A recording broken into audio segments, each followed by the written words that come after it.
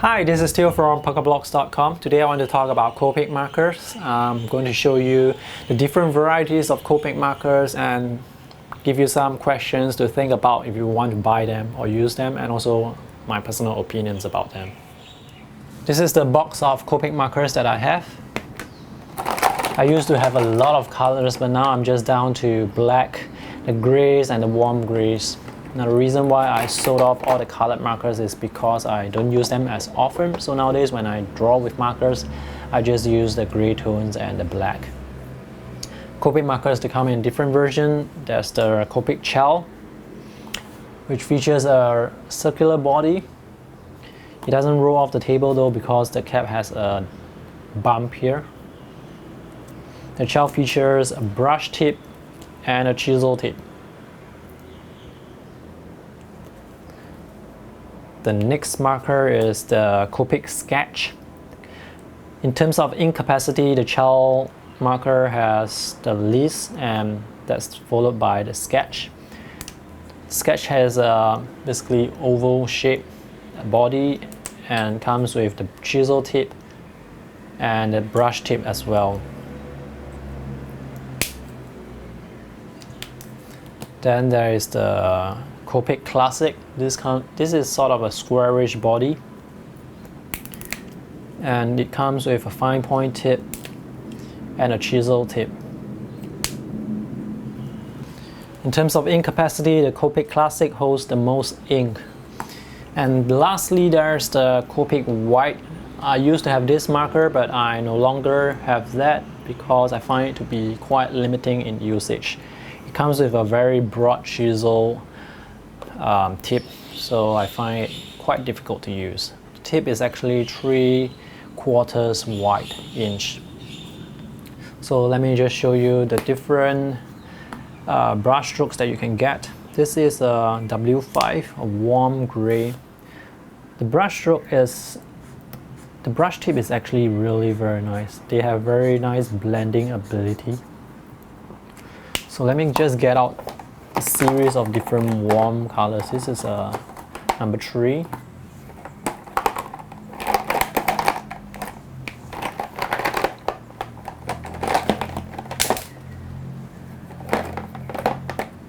Alright, let's just blend number 3 and number 5 together using the chisel tip.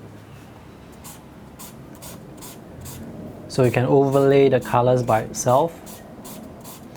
It will progressively get darker, or you can just use a darker color.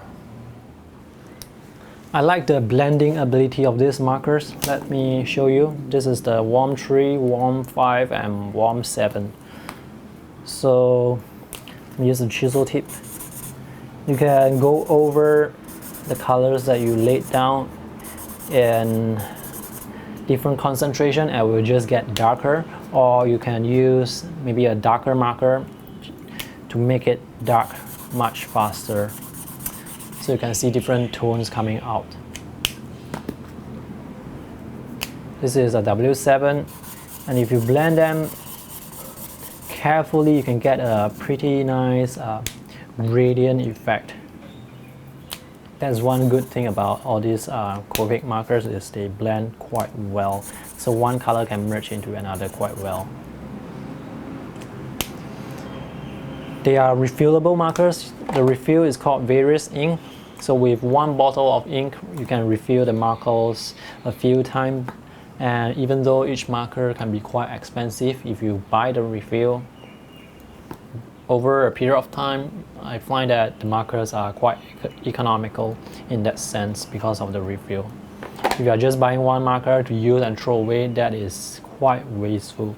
These markers, they can last quite a long time, but the tip will wear off after a while, so you will have to replace the tips. Copic do sell the tips separately. They sell the chisel tip, the brush tips, and also other different variations of tips. Altogether, the Copic markers, they have up to 358 colors, and it can be quite tempting to buy all of them. However, for beginners, I would recommend you just get the grays. Either you get a set of grays or you get the warm grays, and don't get all the numbers. So if you want to get, maybe get gray number 2 and skip one color and go to number 4, 6, 8, and then you have your pure black. Or if you just want, you don't want so many markers, you can get maybe 3, then 6, and then just black. Remember that these markers, they blend together, so if you don't get too many markers, if you don't want to get so many markers, you can just get a few markers and you can use them for blending purposes. Which one would I recommend for drawing purposes? I would recommend the Copic Ciao versus the classic, and I would recommend the Copic Sketch versus the Copic Ciao and the classic. The reason is because Copic Sketch, they have more colors compared to these two, and also in terms of ink capacity, it's somewhere between these two. It can last quite long. This is nice to use, but I find that the body is a bit small and the ink tends to get used up quite fast. And this one, when you buy it at default, it comes with a fine point, so that's not as useful compared to a brush, where you can use a brush to go inside and maybe color the details. I would not advise you to get too many colors when you are starting out. Just start with the gray colors first.